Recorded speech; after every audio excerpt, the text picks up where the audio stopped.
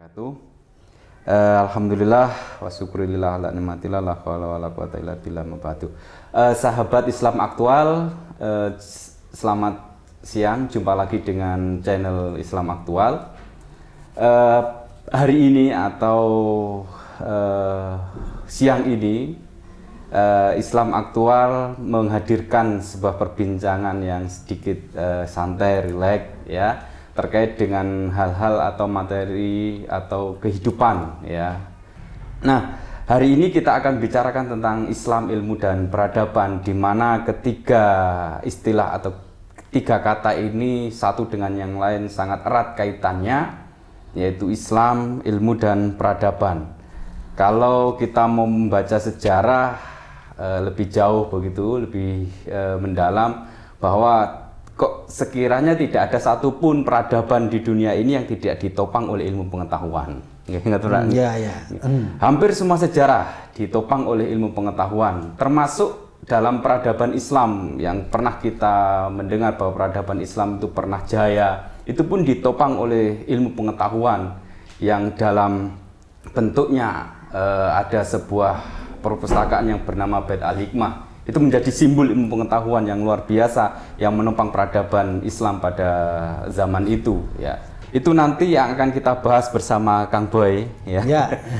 Tema itu Islam, ilmu dan peradaban, yang saya tadi sudah bilang di awal bahwa ketiga hal ini tidak bisa dipisahkan karena satu dengan yang lain ada kaitan erat gitu. Oke, langsung saja ke Kang Boy. Kalau melihat ini data begitu, melihat data dan sebagainya untuk akhir-akhir ini, bahwa menurut survei minat baca di Indonesia ini sangat rendah. Padahal mayoritas penduduk Indonesia ini Islam, dan Islam sendiri itu terkait dengan budaya membaca. Kalau kita bicara budaya membaca itu berarti ada kaitan erat dengan ilmu pengetahuan. Karena tidak ada satupun ilmu pengetahuan yang tidak bersumber dari budaya membaca itu.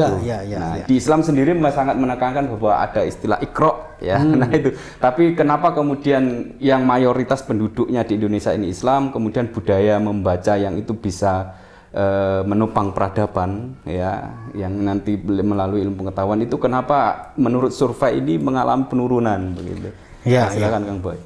Baik, terima kasih Mas Edi. Jadi kita membahas satu topik yang sebenarnya tak lekang oleh waktu, karena sepanjang peradaban manusia, sepanjang sejarah kemanusiaan, yang namanya ilmu pengetahuan itu pasti memainkan peran penting. Apakah ada di dunia ini masyarakat yang maju tanpa ilmu pengetahuan? Kemajuan sebuah masyarakat itu ya karena ilmu, kan begitu. Maka topik ini sangat relevan karena dunia berkembang semakin luar biasa. Ya. Globalisasi itu menghadirkan hal-hal yang sebelumnya tidak pernah kita bayangkan. Nah, kan gitu. Kalau sekarang ini kita hidup dalam situasi di mana segala hal mengalami digitalisasi, itu kan juga hasil dari ilmu, gitu. Yang tidak pernah dibayangkan sebelumnya. Makanya kalau kita mengikuti analisis seorang sarjana dari Harvard, namanya Max Prensky, dia menulisnya sebenarnya sudah lama, sekitar 2000-an awal, 2001 atau 2002. Dia membagi masyarakat di dunia ini dalam hal keterhubungan mereka atau kemelekan mereka terhadap dunia digital, itu menjadi yang ia sebut sebagai digital citizen, digital native. Jadi penduduk asli dunia digital itu dengan digital immigrant. Penduduk imigran dunia digital. Nah, apa maksudnya? Maksudnya adalah digital native itu mereka-mereka yang ketika lahir itu sudah berada dalam dominasi dunia digital. Segala sesuatu dalam kehidupan ini digerakkan secara digital. Sementara digital imigran itu adalah generasi-generasi yang ketika mereka lahir dan tumbuh besar itu dunia dalam keadaan yang belum digitalize, lalu pelan-pelan karena dunia digital sudah menjadi bagian dari kehidupan ya, lalu mereka mengalami digitalisasi. Mau tidak mau kan harus gitu. Siapa bisa hidup tanpa dunia digital hari ini? Sangat sulit itu. Nah, generasi yang lebih tua yang ketika tumbuh besar dulu tidak hidup dalam dunia digital itu, lalu mau tidak mau harus belajar. Nah, kan gitu. Itu dari mana sebenarnya? Ya kan dari ilmu juga gitu. Ilmu membentuk peradaban. Kemudian temuan-temuan dalam bidang teknologi, arsitektur, semua itu ilmu pengetahuan yang menjadi landasan. Nah, tadi menarik ya, Mas Edi menyebutkan tentang ada satu data yang menempatkan Indonesia itu sebagai negara dengan minat baca rendah. Nah, kan gitu. Di sisi lain, nah penghubungannya menjadi sangat baik. Di sisi lain, penduduk mayoritas Indonesia itu beragama Islam. Dan Islam sendiri sebagai agama mengajarkan bahwa membaca itu adalah salah satu bahkan mungkin pintu masuk bagi terciptanya ilmu pengetahuan. Lah bagaimana kok dalam dunia, dalam satu negara yang penduduk mayoritasnya Muslim, di mana Islam punya doktrin membaca, kok tradisi bacanya rendah? Nah, ini menarik untuk kita kaji gitu ya. Tapi sebelum ke situ, ada baiknya juga kita tampilkan data yang lain, gitu ya. Data yang lain itu dari NOP World Culture Index.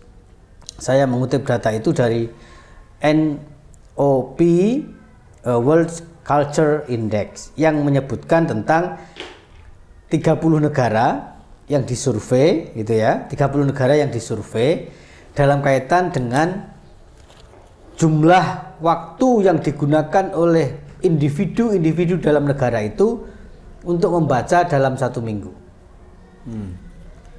Ada 30 negara. Nomor 1 itu India. Ranking 1 itu India karena individu di India rata-rata menghabiskan waktu 10 jam 42 menit untuk membaca dalam seminggu. 10 jam 42 menit. Nah, itu menarik sekali. Kemudian bagaimana dengan Indonesia?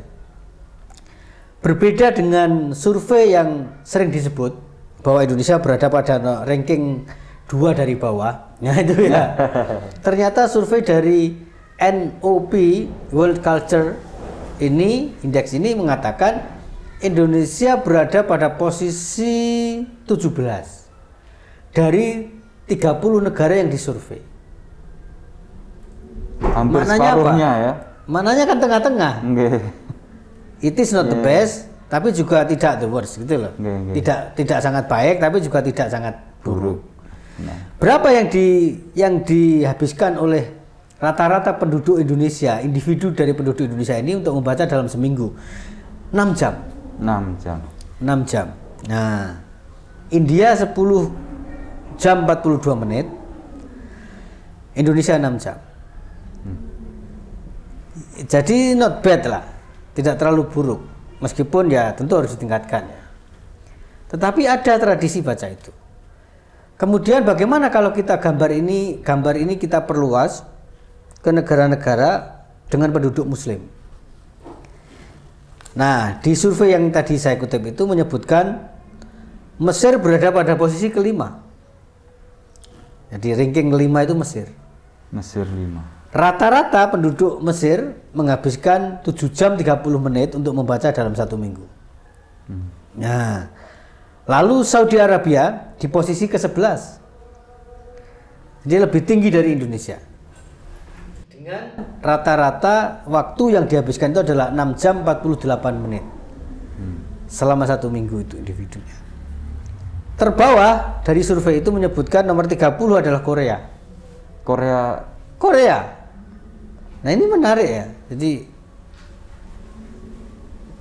membaca menurut survei itu Korea 3,6 gitu. Penduduk Korea menghabiskan 3 jam 6 menit selama satu minggu untuk membaca. Oke, namanya data itu tergantung caranya mendapatkan, perspektifnya. Tapi perspektif lain ini dengan sendirinya mengatakan kepada kita bahwa ternyata gambar tentang Indonesia, penduduk Indonesia, dan dengan sendirinya Muslim ya, karena penduduknya banyak yang Muslim, minat bacanya rendah, itu ternyata ada data tandingan ini, gitu loh. Gitu, ada data tandingan ini. Ini menarik gitu. Karena tadi bahwa Indonesia adalah penduduk dengan negara dengan mayoritas penduduk beragama Islam, dan Islam memberikan penekanan yang sangat kuat dalam tradisi membaca. Nah, ini data yang perlu kita pertimbangkan. Sambil kita merefleksikan diri kita, apakah betul bahwa kita ini sudah cukup membaca, gitu. Yang sehari-hari kita baca itu apa? Tapi menurut pengalaman Kang Boy sendiri Ya. Sebagai seorang akademisi begitu, kira-kira minat baca yang berapa, yang 6% dari Indonesia yang berdasarkan data tadi itu lebih banyak dari kalangan apa, muda atau yang tua, atau justru di luar orang-orang yang mereka yang tidak hidup atau berkecimpung di dalam kampus. Nah, ada survei yang lain lagi, tapi kita tidak ungkapkan di sini karena terlalu detail ya.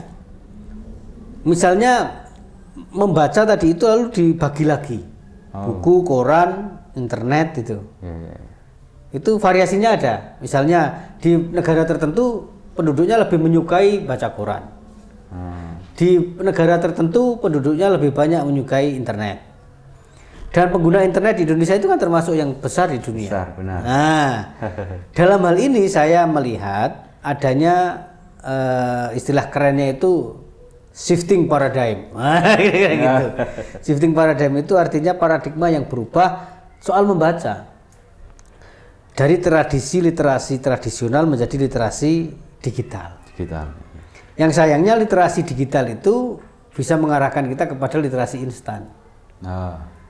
Melihat di internet, kemudian merasa itu sudah semuanya gitu loh. Di internet ini kan semuanya ada, tapi bagaimana mengkonfirmasi hal-hal yang ada di internet itu kan bukan hal mudah. Nah, jadi kalau dilihat komposisi orang membaca buku barangkali sekarang ini makin berkurang secara fisik. Tapi kalau segenerasi saya pribadi dan mungkin orang-orang yang seusia saya, segenerasi saya itu masih lebih suka membaca buku. Membaca buku ini bagi saya tidak hanya persoalan saya merasa nyaman, tapi ada persoalan psikologis. Membaca tulisan di layar monitor itu misalnya, itu rasanya belum membaca beneran. Nah itu. Itu yang mungkin tidak dirasakan oleh generasi milenial. Nah, yang mungkin agak berbeda dengan generasi milenial, yang memang makanya tadi saya mengutip Mark Prensky tadi itu, yang hidup dalam dunia digital, sebagai digital native tadi itu. Karena sudah native ya biasa. Mungkin generasi saya, karena bagi generasi saya yang memang lahir di perkotaan barangkali sudah akrab dengan dunia digital, tapi yang berasal dari desa kayak saya gini ya memang mau nggak mau mengalami hijrah itu. Nah, sehingga menurut saya kok ada persentase yang berbeda antara kelompok muda dengan kelompok yang katakanlah agak senior dalam mode bacaan yang disukai itu apa. Gitu. Nah, tapi itu tadi ada perubahan dari tradisi literasi tradisional menuju literasi digital. Dan literasi digital itu dengan mudah bisa mengarahkan orang kepada literasi instan. Sehingga ini bisa yang muncul buku tentang matinya kepakaran. Matinya kepakaran yang ditulis oleh siapa namanya? Siapa itu? Penulis dari Amerika itu. Saya kira salah satunya itu gitu. Salah satu poinnya adalah karena banyak sekali orang mendapatkan informasi dari internet yang lalu merasa informasi itulah segalanya, dan kemudian merasa tiba-tiba menjadi ahli dengan membaca informasi itu. Nah,